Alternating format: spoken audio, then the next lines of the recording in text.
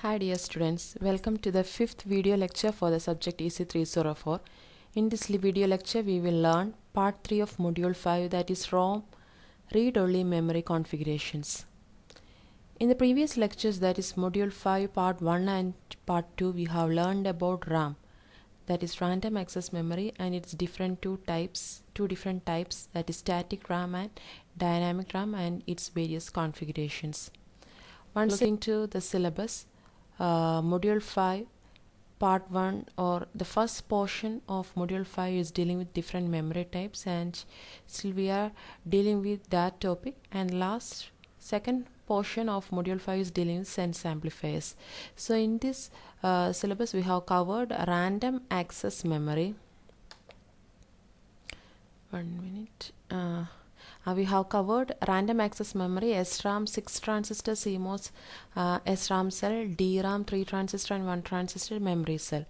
Today we will cover, or in this video lecture we will cover read-only memory, 4x4 MOS ROM cell arrays or NOR. So in this video lecture we are going to cover the read-only memory and its three configuration: 4x4 OR ROM array, 4x4 NOR ROM array, and 4x4 NAND ROM array. So what are the features of ROM? So previously we have learned about RAM. RAM was random access memory. That means we can read or write anything onto that cell. But in case of ROM, its data are permanently fixed. One cannot change it, we can only read it. That is a speciality of read-only memory. So it is used for applications such as washing machine, refrigerator, where all the conditions are previously stored or where the application needs a pre-programming.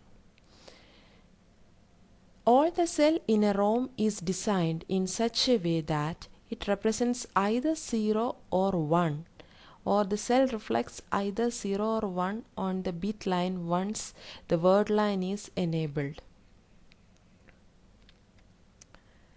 So the different types of ROM that we are going to see in this video lecture is diode based ROM, that is a primitive ROM, MOS based ROM, OR based ROM, NOR based ROM, and NAND ROM.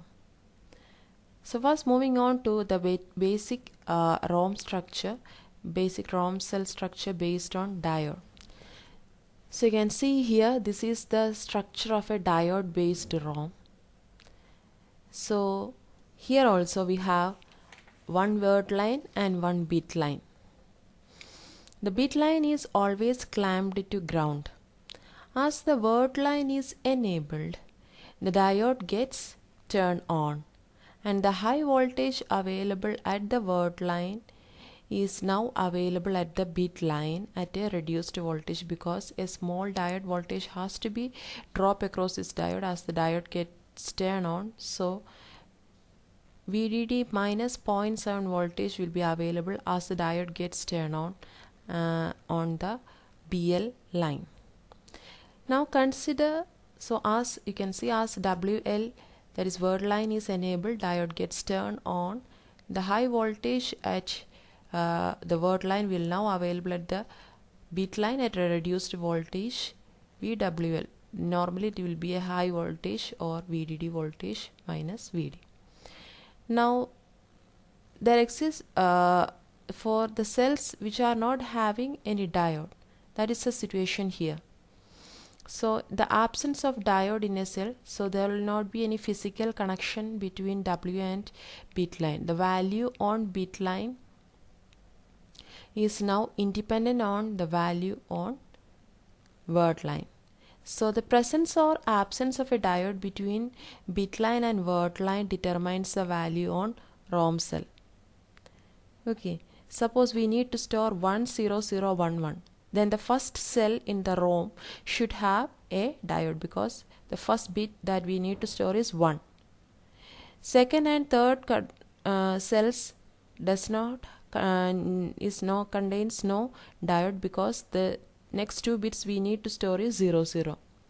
And finally, fourth and fifth cells need diode because we need 1 to get stored. Thus, during the fabrication time itself, the data gets stored inside the ROM. The voltage value needed to read as logic 1 at BL should be completely given by this word line. Or high enable voltage needed for the is needed by the word line is one of the disadvantage of diode based ROM. So to overcome that issue, next design configuration has come that replaces a MOS. So here we can see the diode is replaced by a gate source connection of NMOS, and the drain is connected to the supply voltage. Operation is identical to diode based ROM. That is, if a cell needs to get stored as 1, then there exists a MOS transistor there, and if a cell needs to get stored as 0, there will not be any MOS transistor. So the disadvantage of this configuration is that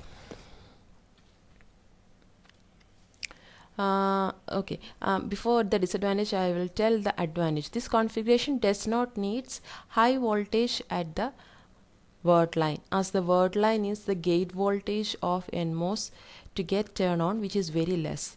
Remaining bit line voltage will be supplied by the drain voltage, that is VDD. The operation is identical to that of diode based ROM. That means if a MOS exists in a cell for the storage of 1, and if the cell doesn't contain MOS, it means 0 is stored.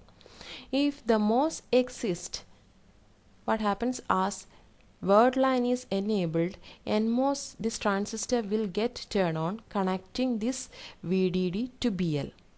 All the output driving current is provided by the MOS transistor.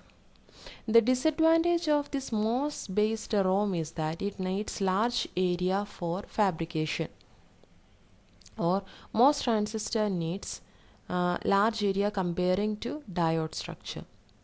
Also, second disadvantage is it needs extra supply contact to every cell to connect to the drain, again lead to the area issue. Okay, so the two main disadvantages of MOS based ROM are it needs large area for fabrication when compared with diode based, because we have the MOSFET transistor to get fabricated with source, gate and drain terminals. Also, it needs extra supply contact must be distributed to every cell, again lead to the area issue. One solution to this issue is sharing of supply voltage by the neighboring cells, or a common supply voltage between the neighboring cell.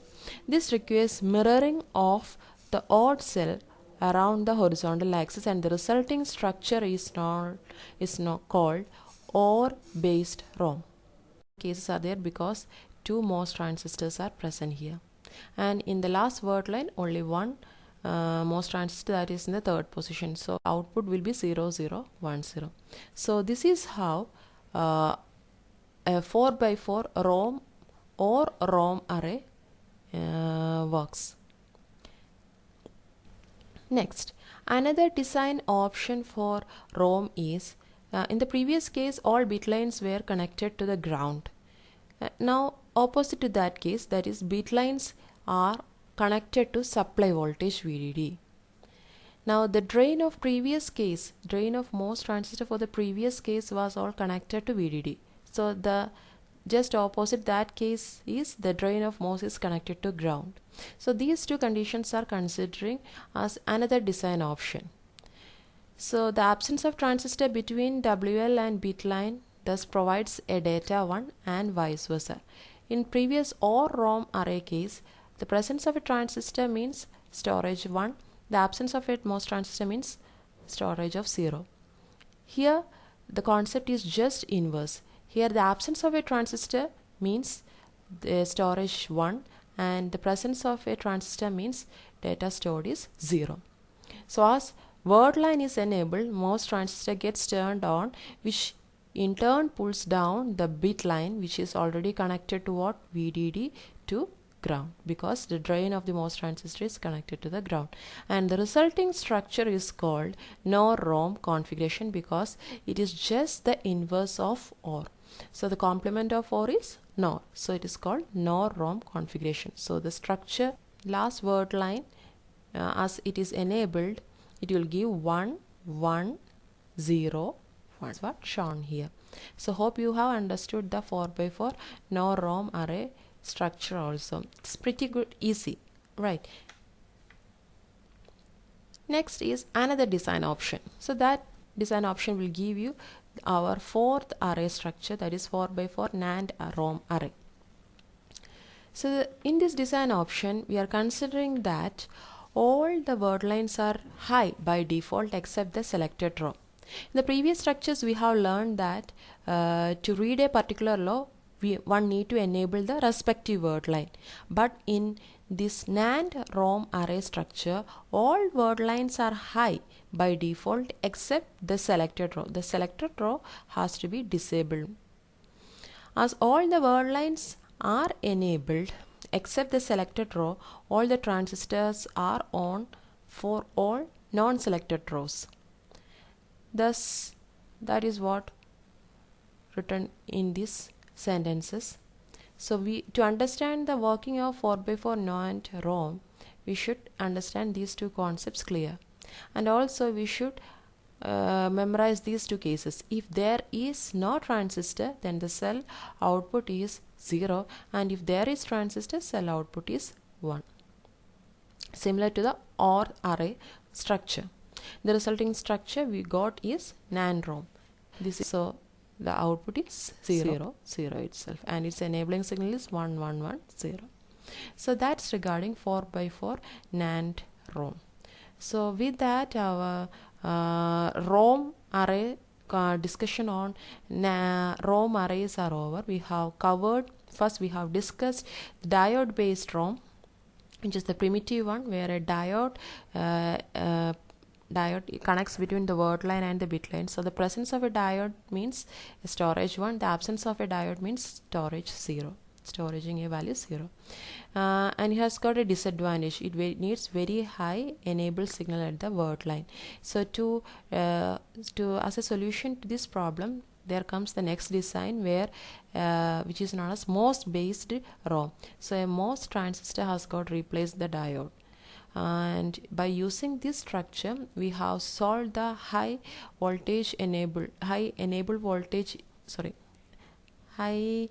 line enable voltage issue is solved. But the issue is that it requires large area for fabrication, and also it needs extra supply rail for given to the drain of the MOS transistor. To solve that issue, we have sharing the supply rail between the neighboring cells. Then comes our OR ROM design structure, and we have seen that. And another design structure is just the ulta, or just the inverse of the ROM array structure. There comes the NOR array structure, and after that last comes the NAND ROM. NAND ROM is just fully inverse, or fully means the inverse, where if we need to select a row, what should be done? We should disable that row. That is the type of concept that we have used. Okay, so hope all of you have understood this concept also. So with that, with this lecture we have covered the first portion of module 5. We have covered ROM, different configurations of ROM, and we have covered RAM. We have covered 6T SRAM structure. We have covered 3T DRAM and 1T DRAM structure. Hope you have understood everything. If you have any doubt, please let me know. Thank you.